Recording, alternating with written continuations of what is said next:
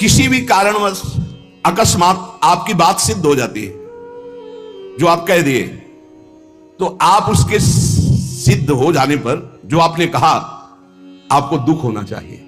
आपने जो चाहा वो हो गया, आपने जो मांगा वो हो गया, आपने जो कहा वो हो गया, तो आपको दुख मानना चाहिए। नहीं नहीं, ये अगर बात मेरे अंदर आ गई तो मैं भगवत प्राप्ति नहीं कर पाऊंगा, इस बात का दुख होना चाहिए। अगर अच्छी लगती है तो आगे जरूर करें। ये सावधानियां वर्णन करके कह रहे हैं कि जो पुरुष बहुत अच्छी बात कही है, इसी जन्म में भगवत प्राप्ति करना चाहता है तो सरसैया में पड़े हुए भीष्म जी ने युधिष्ठिर जी को उपदेश दिया, ध्यान से सुन ले, इसी जन्म में भगवत प्राप्ति हो जाएगी।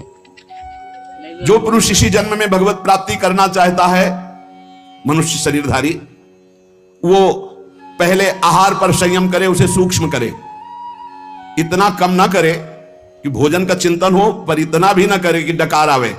भगवत प्राप्ति करनी है तो ये बात पकड़ लो, हजारों जगह शास्त्रों में बात लिखी, मिता आहार, भिक्षान्नम औषधम, जैसे औषधि पाई जाती है ऐसे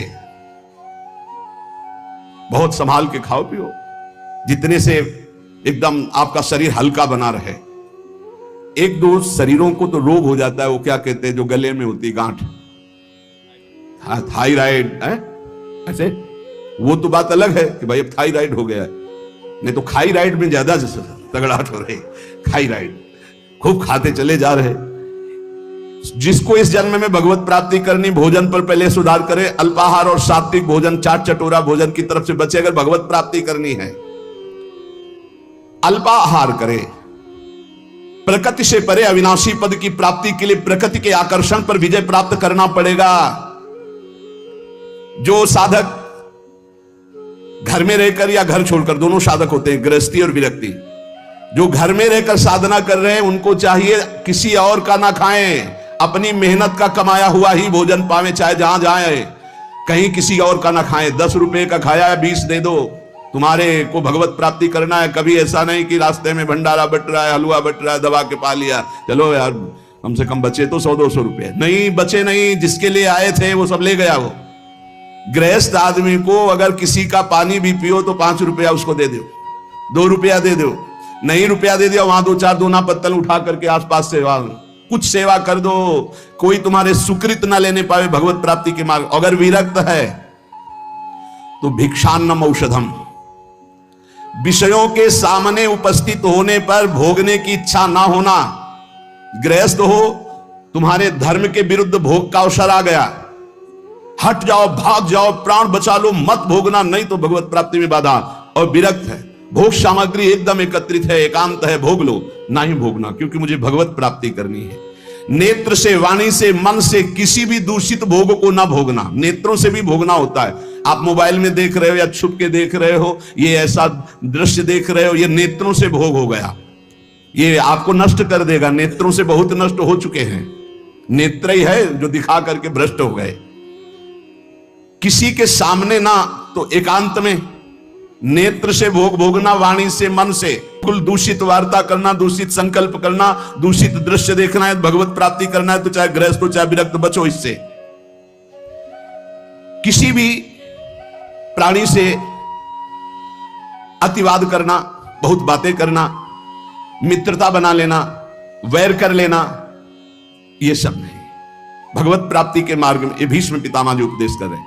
किसी के सामने अभिमान भरा वचन बोलना, अभिमान भरी क्रिया करना, अभिमान भरी चेष्टा करना, जैसे अभिमान हो जाता है। अहंकार भरी बात, अहंकार भरी क्रिया, अहंकार भरी कोई चेष्टा ना करे। यदि तुम्हें कोई क्रोध दिला रहा है तो तुम क्रोध ना करके मीठे वचन से ही उत्तर दो। जब किसी के यहां भिक्षा मांगने जाओ तो वो तुम्हें आदर दे तो उस घर में मत बैठना। भीष्म पितामह जी का है ये उपदेश। यदि तुम्हें किसी कोई निमंत्रण दे तो कभी मत जाना। भगवत प्राप्ति करना है ये विरक्त के लिए। अगर तुम्हें कोई आज महाराज हमारे घर पाइए, कदापि मत पाना, निमंत्रण में कदापि मत पाना, ये भीष्म पितामह जी मना कर रहे हैं। और जब भिक्षा मांगने जाओ तो बहुत घरों से मत मांगो, कुछ नियम रखो, 4 घर 5 घर, मिले तो मिले, नहीं उपवास। अब ये नहीं कि पूरे गांव में टहले आए, नहीं, 5 घर 7 घर ऐसे नियम रखे जाते हैं कि हम सिर्फ 5 घरों में जाएंगे, मिले ना मिले। ये नहीं पूरे गांव में टहले आएगी, जब तक भरपेट के दोनों टाइम के लिए न मिल जाए तो हम 50 घर मांग लिए। ये भिक्षान नहीं, भिक्षान 5 घर या 7 घर। आवाज लगाई, नहीं मिला तो उपवास कर गए। निमंत्रण पाए हुए घर में कभी भिक्षा ना पाने जाए, ये भगवत को है कोई रहस्य। मूर्ख पुरुष जब आप परमार्थ में चलते हैं, आपका उपहास उड़ाएंगे, हो सकता है वो आपका तिरस्कार भी कर दें, मारपीट भी कर दें। आप अपने हृदय में दुख ना मानने, हृदय में आनंदित रहें। कोई प्रारब्ध भोग का नाश हो रहा है और उसको डांटे नहीं, उसको मारे नहीं, उसको पर चिल्लाए नहीं, वो तो निमित्त मात्र है। भगवान आपके प्रारब्ध का क्षय करा रहे हैं यदि भगवत प्राप्ति करना है। बहुत बार ये बातें आ गई है। आताताई पर भी कभी क्रोध करके उसे शाप ना दें। साप देने का मतलब है भजन का फल है। अगर भजन है, सच्चाई से चल रहे हो आप, अंदर से सोच ले बहुत सता लिया, अब तो भोगेगा, तो पक्का भोगेगा, इसमें कोई संशय नहीं। क्योंकि भजन एक अमोघ शक्ति है, जिधर जाएगी उधर। तो हमारा भजन मंगल के लिए कि अमंगल के लिए? तो कह रहे आताताई तुम्हें कितना भी सताए, तुम क्रोध करके उसे शाप आदि मत देना, कभी अंदर से बुरा मत चाहना। गृहस्थ के घर में जब धुआं निकलना बंद हो जाए, अब धुआं नहीं, गैस है, गैस के चूल्हा है तो धुआं का कोई ज्यादा काम है नहीं। जब मूसल की आवाज आनी बंद हो जाए, भीष्म पितामह के समय मूसल से कूटा जाता था, अब तो मूसल से नहीं, अब तो मशीनों से है। और जब सब भोजन कर चुके तब विरक्त को भिक्षा मांगनी चाहिए, मतलब लगभग 2 बजे। भिक्षा मांगने के पश्चात किसी नदी के किनारे या किसी देवालय में एकांत में बैठकर भगवान को अर्पित कर उसे पाए। गृहस्थ अपने इस कमाई से पाए, अधिक भिक्षा मत ले। श्री पूज्य सदगुरुदेव भगवान ने कहा कि टुकड़ा या 1 रोटी, बहुत अगर नहीं मिला है 4-5 घरों में, और आखिरी घर में 2 रोटी मिल रही तो बस 2 रोटी, तीसरी रोटी हुई तो भिक्षा नहीं मानी जाएगी। ये सदगुरुदेव भगवान के मुख्य वचन। शुद्ध भिक्षा 1 टुकड़ा, आधी रोटी। बहुत ज्यादा हो गया तो 1 रोटी। अब पता चला कि 5 घरों का आखिरी घर है, उसमें 2 रोटी मिल रही, तो फिर उससे 2 रोटी ले ले, तीसरी रोटी नहीं होनी चाहिए। जो अधिक भिक्षा ले लेता उसे भिक्षान्न नहीं कहते हैं।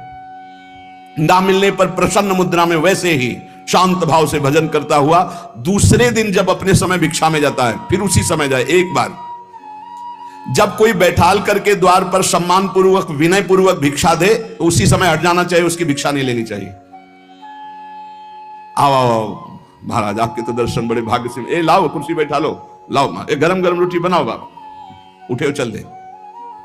द्वार में अंदर नहीं जाना है, द्वार में ही खड़ा और असम्मान पूर्वक भिक्षा। ना किसी का आसन ग्रहण, ना किसी के मृदु वचन, ना किसी की स्तुति, ना कोई अर्थ। जब रोटी मांगने निकले, किसी ने 10 रुपया दिया तो ऐसे कोई भिक्षुक है, भिखारी है इस बात के? नहीं, केवल आचार्य आदेश, प्राण पोषण के लिए अन्न, रोटी है तो दे, नहीं तो राधे श्याम चल दिया। सिंहवत व्यवहार। विविध प्रकार के व्यंजनों को न खाए।